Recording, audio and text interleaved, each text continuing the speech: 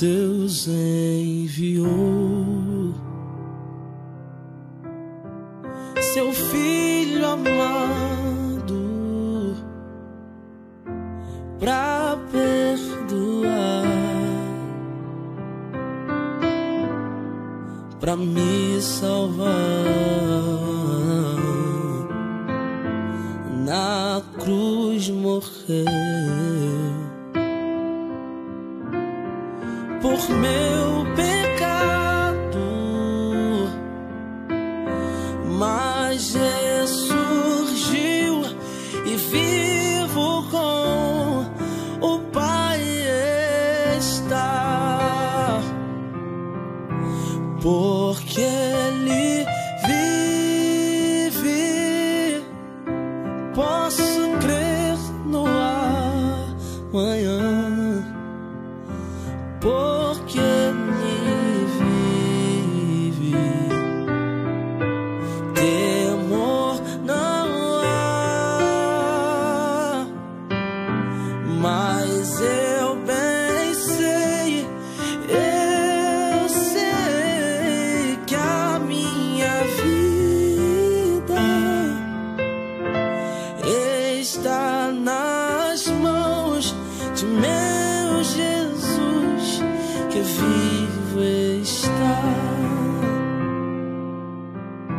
E quando enfim chegar a hora em que a morte enfrentarei, sem medo então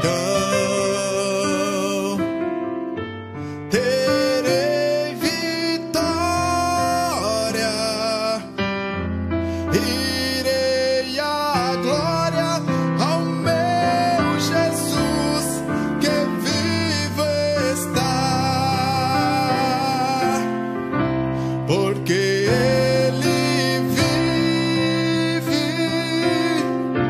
Posso crer no amanhã, porque Ele vive. Temor não há, mas eu bem sei que a minha vida está nas mãos do meu Jesus, que vivo estás, porque Ele vive. Posso crer no amanhã, porque Ele vive. Temor não há, mas eu bem sei que a minha vida está nas mãos do meu Jesus, que vivo está. Mas eu bem sei que a minha vida está nas mãos do meu Jesus, que vivo estás.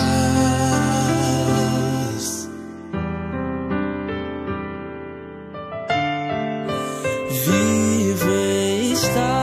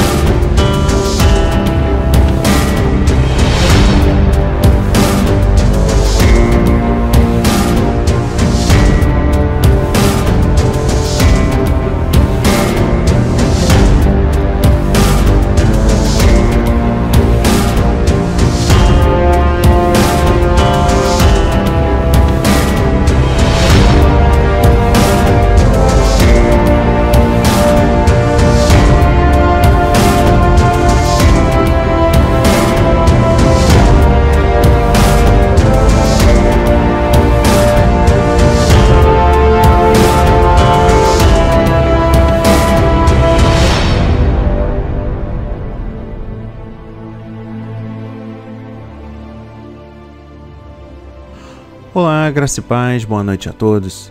Estamos retornando para darmos continuidade ao segundo dia do 9º módulo Combatendo a Ansiedade, com o tema principal da ansiedade à paz.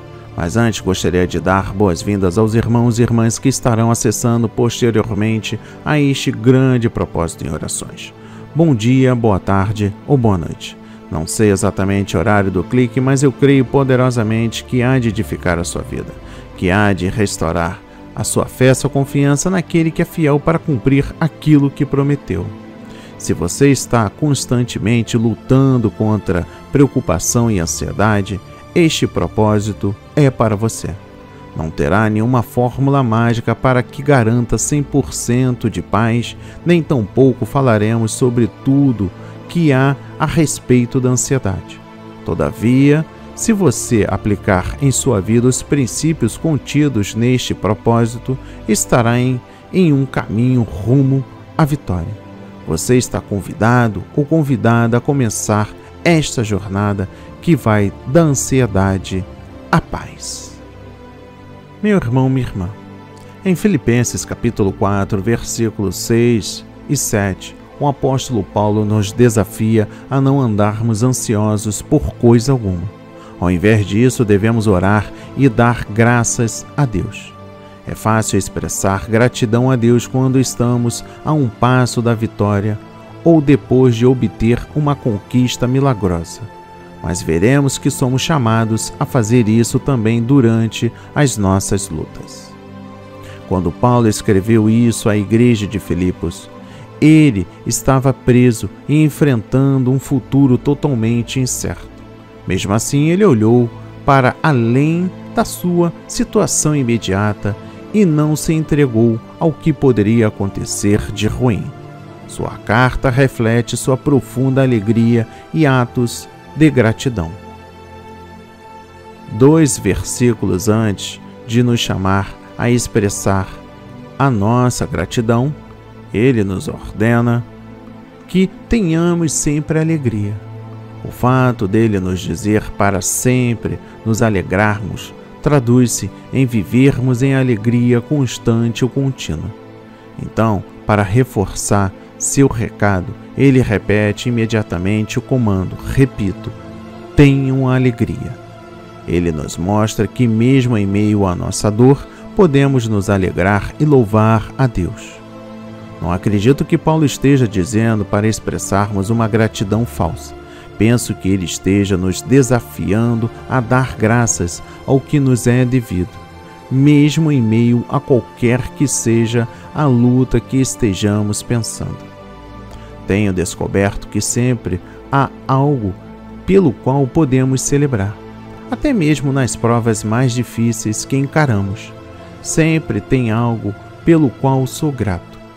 Meditar nisso e expressar a minha gratidão a Deus me ajuda a transformar a minha perspectiva e a recalibrar minha mente. O excesso de pensamentos negativos ou estressantes podem criar um senso geral de desgraça iminente.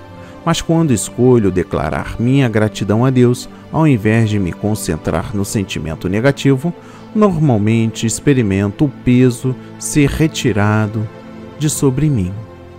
No livro de Filipenses, capítulo 1, versículo 18, a palavra diz: mas que importa?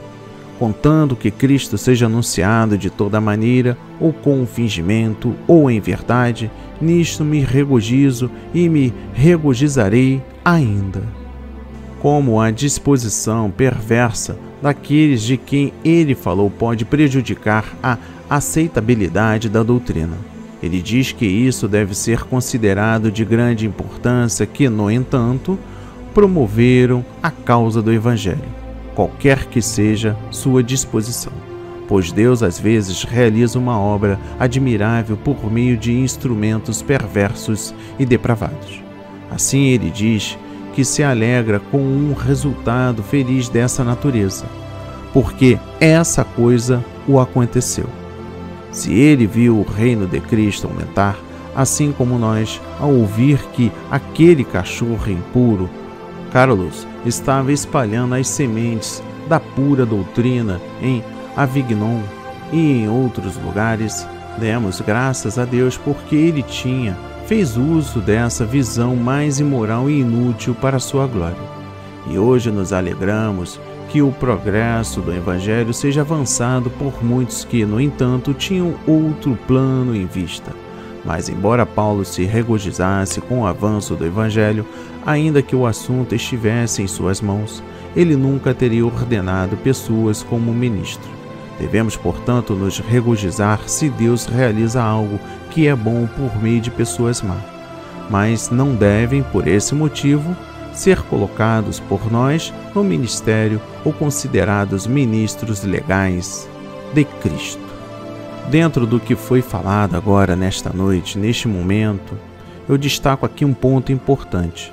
Nisto me regozijo e me regozizarei ainda. Não que era uma coisa indiferente para com ele.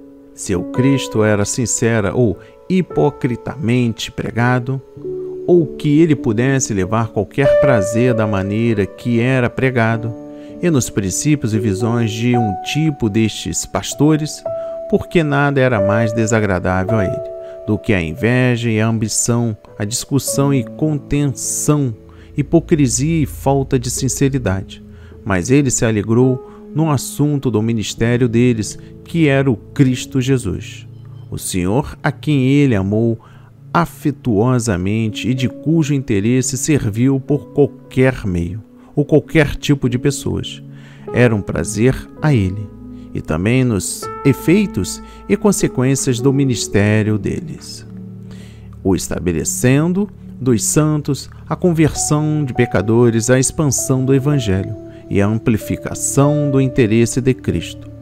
Tudo que pode ser respondido pelo pregar de Cristo, porque o Cristo, o Evangelho dele é o mesmo, não importa o que se pregue. E Deus pode fazer uso das próprias verdades para responder os seus fins e propósitos a quem é que seus dispensadores e, entretanto, eles podem ser, no final, jogados fora como Judas e outros. Olha, meu irmão, minha irmã, o que eu quero dizer para você é que há dois tipos de pregadores: os que pregam por amor e os que fazem por pretexto. Os primeiros se identificam com o apóstolo e apoiam. Os outros possuem ambições pessoais e egoístas, acrescentando ainda mais sofrimento a Paulo. Coerente à sua atitude de sempre cooperar com o Evangelho, mesmo que isso signifique sofrimento, o apóstolo vê vantagens nas duas formas de pregação. Ele se alegra com o fato de Cristo ser pregado independentemente da motivação. É nesse ponto que eu trago, nesta primeira parte deste segundo dia, deste grande propósito em orações, falando sobre ansiedade. No livro de Filipenses, capítulo 3, versículo 1, a palavra diz: Resta, irmãos meus, que vos regozijeis no Senhor. Não me aborreço de escrever-vos as mesmas coisas, e é segurança para nós. Meu irmão, minha irmã, Paulo aqui está nos remetendo a um grande ensinamento. Para resumir tudo o que disse sobre uma vida digna de Cristo, Paulo acrescenta que vos regozijareis no Senhor. Este regozijo é no Senhor, não nas circunstâncias. Deus sempre está no comando, por isso mesmo na prisão, Paulo pode regozijar-se. Consequentemente, ele não se aborrece, incomoda de incentivar os filipenses a regozijar-se. Seria uma garantia para a conduta deles, porque eles tomariam a atitude correta. A preocupação de Paulo era que os filipenses não caíssem na armadilha preparada por aqueles que estavam dentro da igreja e apoiavam a heresia. Por isso o apóstolo disse que os seus conselhos são segurança. Ainda meditando dentro deste contexto, a descoberta mais libertadora, sim, para você, preste atenção. Ninguém jamais havia me ensinado que Deus é glorificado pela nossa alegria nele. Essa alegria em Deus é a mesma coisa que fez do louvor uma honra a Deus, e não hipocrisia. Mas Jonathan Edwards disse isso de uma forma clara e poderosa. Deus glorifica a si mesmo para com as criaturas também, em duas formas. Primeiro, revelando-se ao entendimento delas. Segundo, comunicando-se aos seus corações. E na sua alegria, deleite e gozo das manifestações que ele faz de si mesmo. Deus não é glorificado apenas pela sua glória ser vista, mas por ela ser objeto de deleite. Quando aqueles que veem se deleitam nela, Deus é mais glorificado do que se eles apenas a vissem. Aquele que testifica ter a sua ideia da glória de Deus não glorifica tanto a Deus quanto aquele que testifica também que aprova e se deleita nessa glória. Essa foi uma descoberta maravilhosa para mim, meu irmão, minha irmã. Eu preciso buscar a alegria em Deus, se quiser glorificá-lo, como a realidade surpreendentemente valiosa no universo. A alegria não é uma mera opção ao lado da adoração. É um componente essencial da adoração. Nós temos um nome para aqueles que tentam louvar quando não têm deleite no objeto. Nós o chamamos de hipócrita. O fato de que o louvor significa completo prazer e que no fim mais elevado do homem é beber profundamente desse prazer, foi talvez a descoberta mais libertadora que eu já fiz. E por fim, a meditação no livro de Filipenses, capítulo 4, versículo 4 a 7. E a palavra diz: regozijai-vos sempre no Senhor. Outra vez digo, regozijai-vos. Seja a vossa equidade notória a todos os homens. Perto está o Senhor.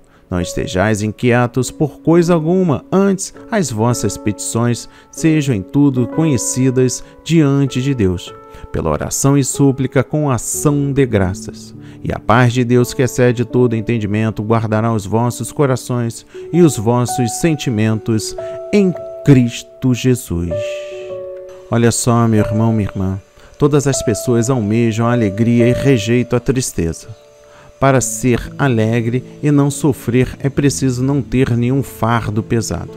Segundo o registro da Bíblia, há dois tipos de fardo: o dos pecados e da ansiedade. Se o problema dos pecados não for resolvido, é impossível haver alegria. Se o problema da ansiedade não for solucionado, tampouco haverá alegria. Se o problema do fardo dos pecados for resolvido e da ansiedade permanecer, a alegria alcançada será incompleta. Para ser feliz, o homem precisa resolver tanto o problema do fardo dos pecados como da ansiedade. No tocante aos cristãos, o problema do fardo dos pecados já está resolvido, mas se a questão da ansiedade for negligenciada, ainda não poderá haver alegria. Se um cristão não é feliz, ele não glorifica o Senhor. A infelicidade é a porção que Deus reparte aos cristãos. Apesar disso, quantos são os cristãos que estão sempre alegres? Deus quer que você seja seu filho e também deseja que você se alegre sempre. Entretanto, se você não se alegrar, não terá o viver e a conduta que um cristão deveria ter. Um cristão deve alegrar-se sempre. Quando lemos a mensagem desta noite, precisamos saber que alegrai-vos é uma ordem de Deus. E Deus nunca ordena que façamos algo que não conseguimos. Toda a ordem de Deus ao homem pode ser executada pelo próprio homem. Aqui Deus ordena que nos alegremos no Senhor e que nos alegremos sempre. Se alguém adora ídolos, imediatamente reconhecemos que isso é transgredir o mandamento de Deus. Contudo, se um cristão deixar de alegrar-se, será que igualmente reconhecemos que isso é uma transgressão de um mandamento divino? Já que alegrar-se é uma ordem de Deus, devemos cumpri-la, caso contrário, seremos transgressores. Alguns talvez argumentem: ninguém consegue alegrar-se a contragosto. Quando me sinto mal, como posso alegrar-me? Minha saúde não está bem, meu trabalho é difícil e ocupa todo o meu tempo. Meus filhos são muitos e são rebeldes. Em tais condições, como posso alegrar-me? Realmente, há muitas coisas que nos fazem sentir miseráveis. Contudo, perceba que a Bíblia não diz para nos alegrarmos em nós mesmos, mas diz: alegrai-vos sempre no Senhor. Deus não exige que nos alegremos nas circunstâncias ao nosso redor ou na nossa prosperidade. Em vez disso, Ele nos diz: alegrai-vos no Senhor. De uma coisa podemos estar certos: alegramo-nos não por causa das circunstâncias ao nosso redor, mas por causa do nosso Senhor. Mesmo em situações difíceis, entre tristezas e alegrias, podemos nos alegrar-nos confiando naquele que nos ama e a quem também amamos. Ele, por si só, é suficiente para satisfazer o nosso amor. Ainda assim, porque facilmente nos esquecemos do que ouvimos, Paulo repete: outra vez digo, alegrai-vos. Oh, como Deus deseja que nos alegremos! Por isso, por todos os meios, devemos alegrar-nos. Em seguida, lemos: seja a vossa moderação conhecida de todos os homens. No texto original, a palavra moderação tem sentido de equilíbrio, isto é, não inclinado à esquerda nem à direita, nem a mais e nem a menos.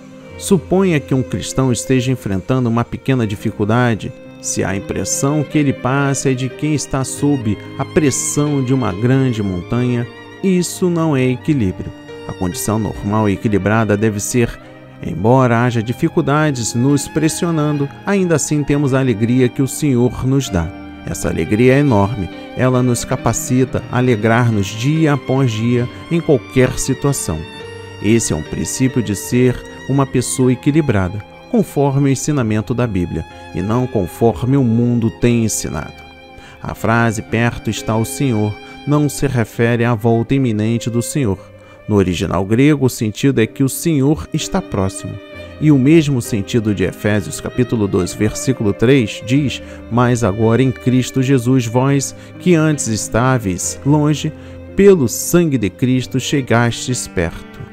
E de Efésios capítulo 2, versículo 7 diz: e vindo evangelizou paz a vós, outros que estáveis longe, e a paz também aos que estavam perto.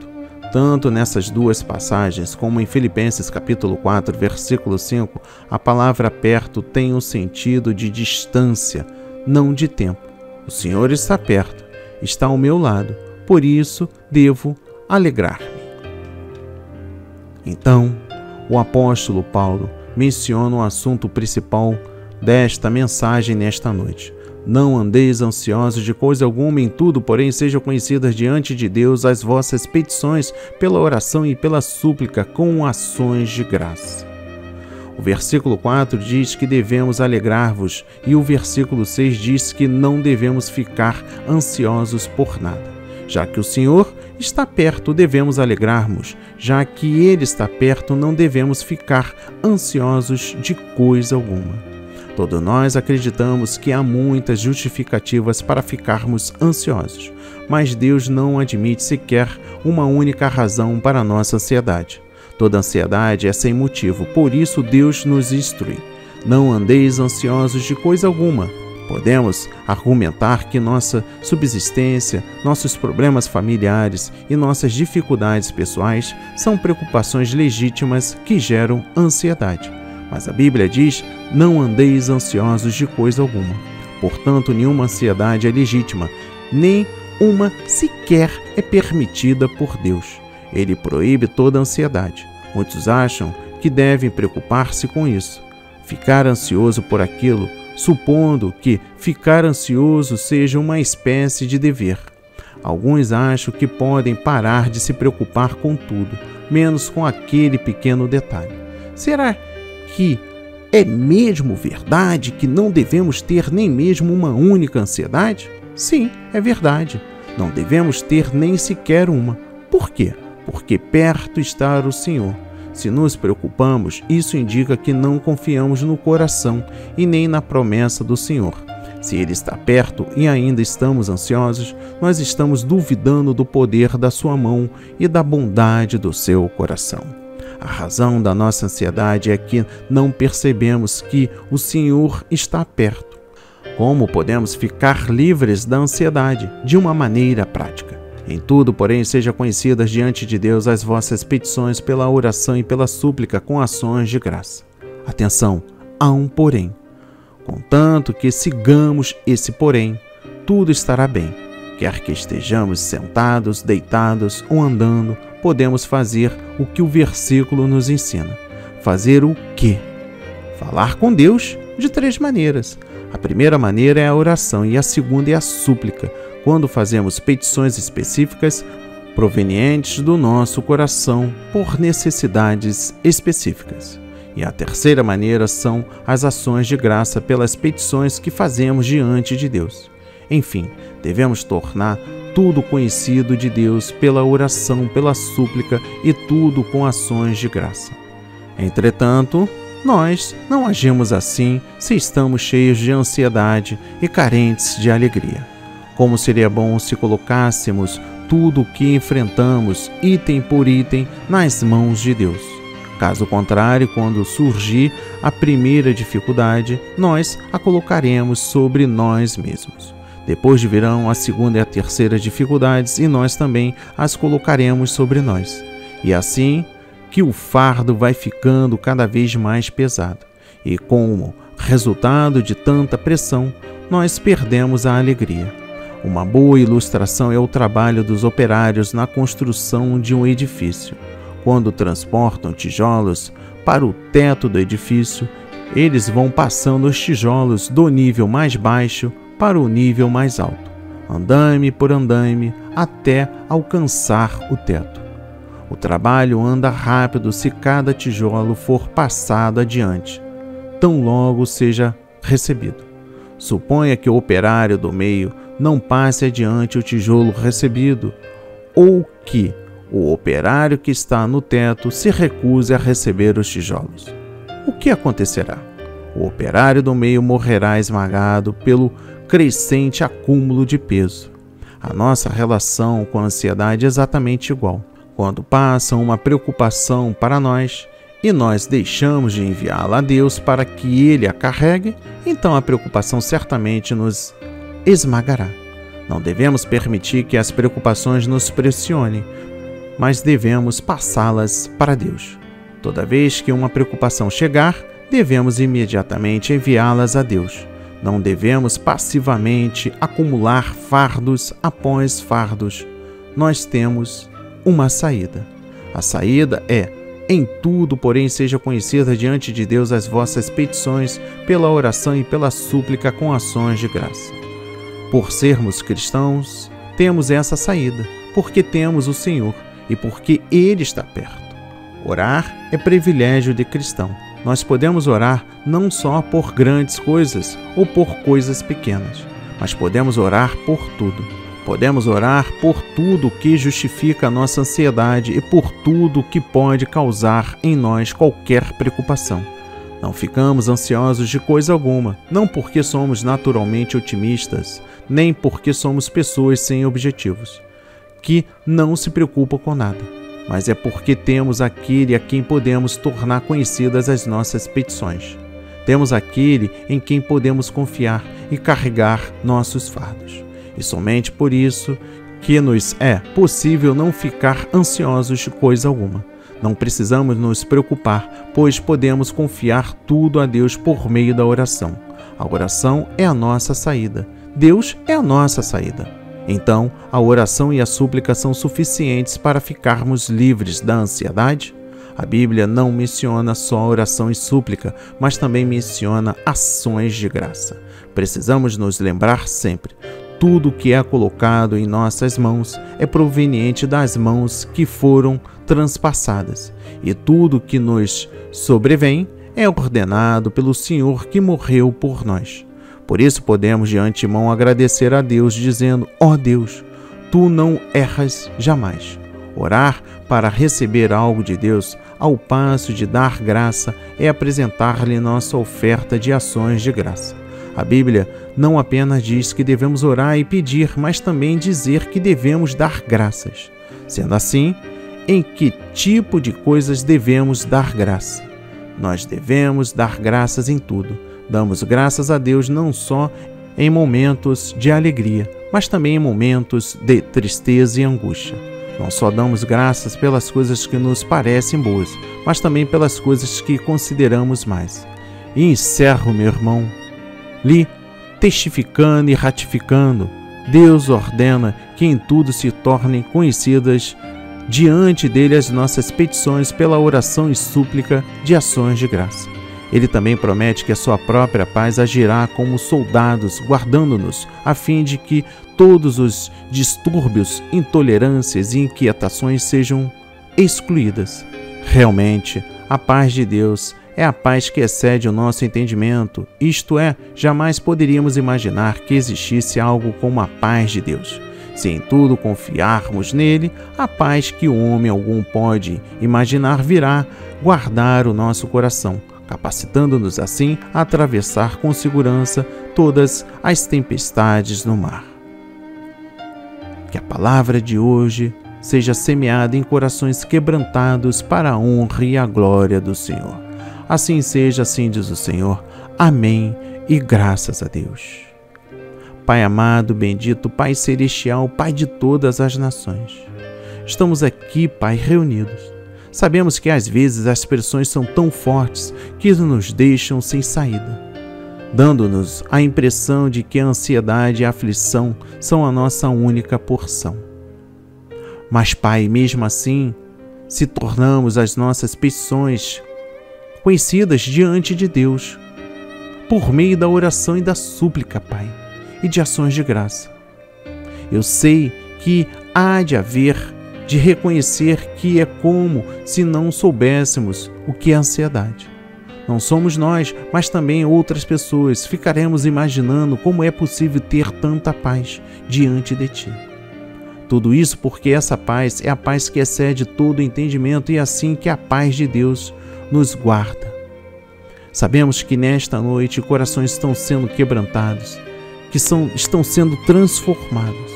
E há uma grande promessa para cada um de nós.